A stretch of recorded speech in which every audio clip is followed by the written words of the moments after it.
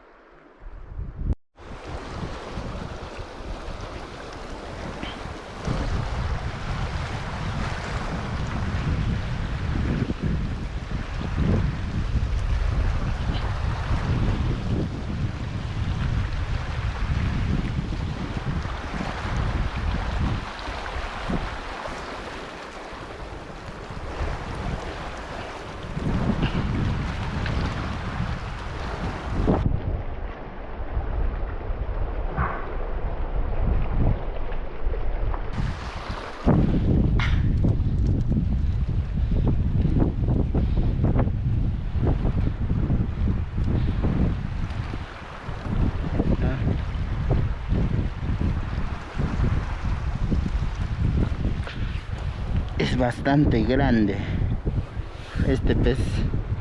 Este pescado sí es una hembrita, pero ya terminó de ovar.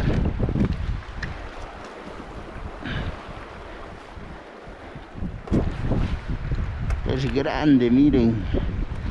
Es grande, ya tenemos. Es grande.